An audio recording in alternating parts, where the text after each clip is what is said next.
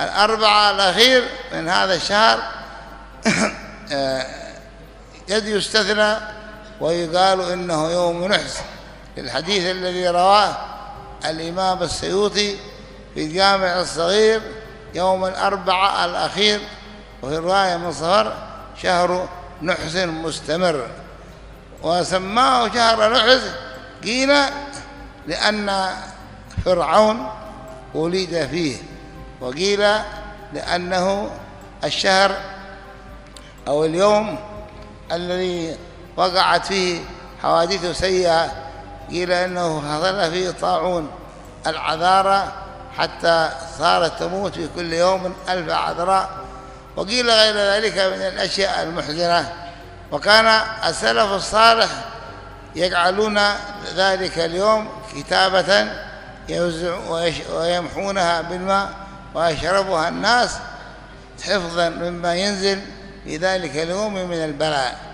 وهذا لم يثبت في الأحاديث صحيحة، ولكنه أحاديث ضعيفة وأيدها قول كثير من العلماء ومن الصلحاء، وكفى بهم أسوة وكفى بهم قدوة حسنة، لأنهم أعلم منا وأتقى منا وأورع منا، فالتسليم لهم والاقتداء بهم في ذلك شيء مستحسن.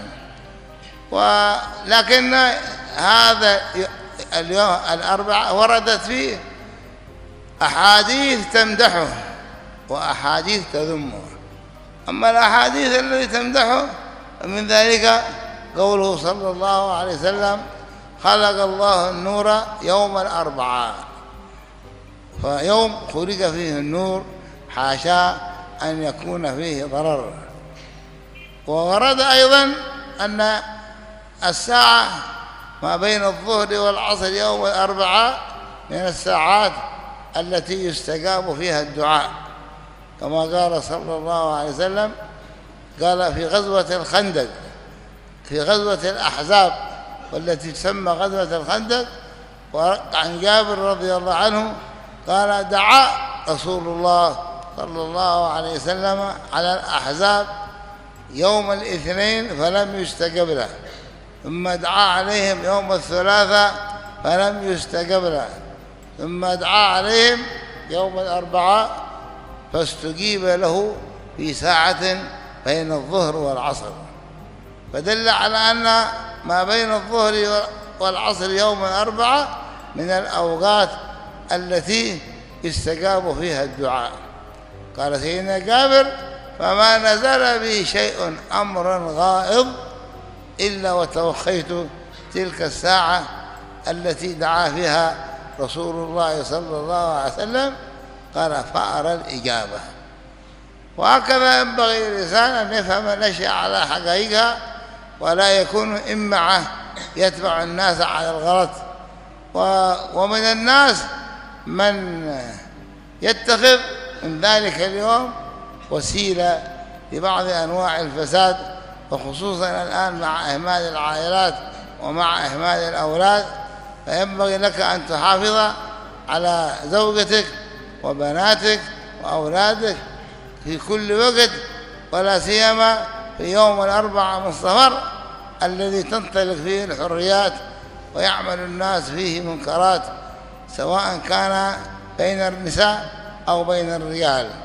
فعسى الله تبارك وتعالى أن يرينا الحق حقا ويرزقنا اتباعه، ويرينا الباطل باطلا ويرزقنا اجتنابه، ولا يجعله مشتبها علينا فنتبع الهوى. فما نسأل الله أن يجعل دخول هذا الشهر شهرا مباركا على الإسلام والمسلمين، يفرج الله فيه على المسلمين ويرفع الكرب والحروب عن البلاد الإسلامية والتي تعاني من الحروب شيء كثير، أن يحفظ اليمن وبلاد اليمن من هذه المصائب ومن هذه الآفات، ويحفظ كل البلاد الإسلامية، ويصلح ولاة أمور المسلمين ويوفقهم للتمسك بالدين، إنه على ما يشاء قدير وبإجابته قدير. وصلى الله على سيدنا محمد وعلى آله وصحبه وسلم. الحمد لله رب العالمين. Bahwa kita berusaha untuk menghindar dari tatoyur dan semacamnya itu. Namun kadang tantangannya adalah orang tua kadang ya. Orang tua mempercayai semacam itu, kemudian melarang anaknya jangan berbuat ini karena ada tanda-tanda seperti ini. Nah, ini bagaimana sikap kita? Apa menentang dengan orang tua apa bagaimana? Terima kasih. Ya, taat sama orang tua bukan meyakini seperti itu, diluruskan aja keyakinannya orang tuanya. Karena ketika kita percaya dengan munajjim dan kita tidak meyakini bahwa ad-dar dan nafi itu adalah Allah, bisa kufur itu. Bisa kufur.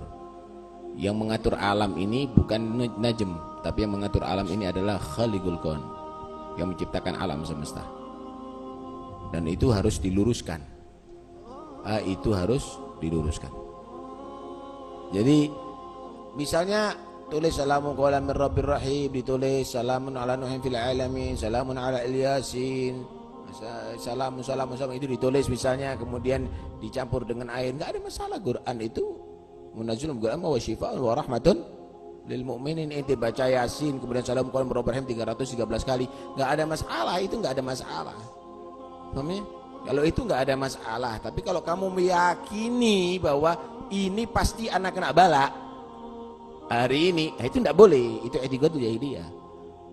Orang-orang jahiliyah itu kalau ada di sofar itu ketakutan. Khususnya akhir Rabu, mereka tadi itu singitan di rumah, nggak berani berbuat apa-apa. Mereka ketakutan. Karena itu kita diajarkan sama salaf kita protes. Kalau sudah akhir Rabu tadi itu, kita tetap berdoa. Kita baca itu, kita taqarrub ilallah subhanahu wa ta'ala dengan itu semuanya, kita keluar. Kita kadang-kadang membuat pesta, artinya potong kambing, kita buat roha, kita pergi ke tempat-tempat rekreasi. Itu semuanya adalah sebagai bantahan. Tidak demikian orang mukmin. Orang mukmin itu adalah jangan seperti orang jahiliyah, meyakini an-nafi' wad-dar illallah subhanahu wa ta'ala. Karena itu dengan taqarrub ilallah, doa kepada Allah dengan bacaan, dengan zikir, insyaallah kita akan selamat. Bukan dengan keyakinan mau lebih begitu. Ini sebetulnya islami, ini islami, ini merubah i'tiqad jahiliyah kepada i'tiqad islami yang tidak bertentangan dengan Al-Quran dan hadis. Tapi jangan nambah-nambah yang anda gitu loh. Oh, itu ada keterangan bahwa hari ini turun bala sekian itu, ini saat itu mungkin ada al-arif billah yang mengetahui. Cara selamatnya mereka ajarkan begini doa, begini doa, begini doa. Saat itu mungkin. Karena di antara hamba Allah itu ada yang kasih kasyaf ketika turun bala. Mungkin lewat mubasyirat, lewat ru'yatul manam, atau lewat ilham, atau lewat yang lainnya, atau mukasyaf. Dia diberi tahu oleh Allah dengan yang ghaib. Bisa juga, kenapa enggak? Saat itu. Tapi jangan dinyatakan setiap saat, itu bahaya. Bismillahirrahmanirrahim. Assalamualaikum warahmatullahi wabarakatuh. Assalamualaikum warahmatullahi wabarakatuh. Mau nanya nih Bib, di luar tema. Enggak apa-apa, silakan Ustaz. Tentang Rebu Pungkasan, kalau bahasa Jawa ya. Apa dibalik itu dan hikmah dibalik Rebu Pungkasan? Cukup itu saja Bib. Assalamualaikum warahmatullahi wabarakatuh. Waalaikumsalam warahmatullahi wabarakatuh. Gini, jadi ada namanya Rebu Pekasan atau Rebu Pungkasan ya. Itu kan penyebutannya terkadang setiap daerah itu punya sebutan yang berbeda-beda. Intinya Rebu terakhir bulan Safar. Rebu terakhir bulan Safar. Itu dinyatakan katanya akan ada turun balak dan lain sebagainya. Nah ini gimana? Begini, sampai kadang-kadang orang itu takut untuk keluar rumah dan lain sebagainya. Begini, jadi ada hadis Nabi Muhammad SAW yang mengatakan la adwa wala tirata wala safar. Enggak ada wabah penyakit yang menular dengan sendirinya. Enggak ada yang namanya burung-burung penyebab kesialan, dan juga tidak ada kesialan yang ditimbulkan karena bulan Safar. Jadi ketika itu orang di masa jahiliyah biasanya ketika Safar mereka tuh enggak berani ngapa-ngapain, enggak berani nikahkan anak, nggak berani bisnis, nggak berani ngapa-ngapain. Justru itu dilanggar sama Nabi Muhammad. Rasulullah nikah dengan Siti Khadijah itu pada bulan Safar. Sayyidina Fatimah dengan Sayyidina Ali juga nikahnya ketika bulan Safar. Setelah itu peperangan pertama kali dalam Islam juga terjadi ketika bulan Safar, nggak ada masalah. Dan tetap dikatakan ketika itu, ini peperangan pertama sebelum perang Badar ya, itu sudah ada perang-perang kecil. Sudah ada rombongan-rombongan perang yang diberangkatkan. Itu semuanya ketika Safar dan itu nggak ada masalah. Itu berjalan baik-baik saja, bagus-bagus saja dan normal-normal saja. Lah ketika itu berarti kita bisa mengambil satu pelajaran bahwasanya tidak selamanya yang namanya Safar ini identik dengan satu hal yang negatif. Bahkan Safar itu namanya dari kata sifir. Sifir itu kosong, nggak ada nilainya. Diganti sebutannya dengan dhafar, yang artinya keberuntungan dan kesuksesan. Ini kan satu hal yang luar biasa. Terus gimana Beb? Itu kan ada pendapat ulama Beb. Katanya hari terakhir Safar itu kan adalah yaumun nahsin mustamir, hari sial yang terus menerus. Itu gimana? Lah pendapat ulama tentang itu, maka itu memang seandainya Allah menurunkan bala pun juga di waktu itu, maka bukan bala itu terjadi karena Safarnya, tapi karena memang Allah SWT menurunkan musibah. Dan tidak mesti turunnya musibah itu hanya ketika bulan Safar. Makanya ini bukan disunahkan, tapi para ulama menganjurkan kalau Rebu akhir Safar keluar rumah. Oh, tradisinya habaib tiap daerah itu beda. Kalau di Solo biasanya ke Tawangmangu. Kalau di Pasuruan biasanya nanti ke Umbulan, ada tempat mata air gitu. Keluar rumah, jangan tidak harus lama-lama. Mau ke Juruk tidak apa-apa misalkan. Juruk asalkan kalau lihat monyet jangan lama-lama ya, takutnya persis nanti akhirnya. Tidak ada masalah mau kemana, pokoknya keluar aja, tidak ada masalah.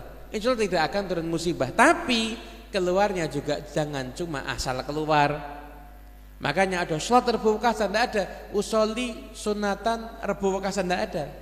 Itu maksudnya adalah sholat sunnah hajat, tujuannya agar dijauhkan dari segala macam musibah.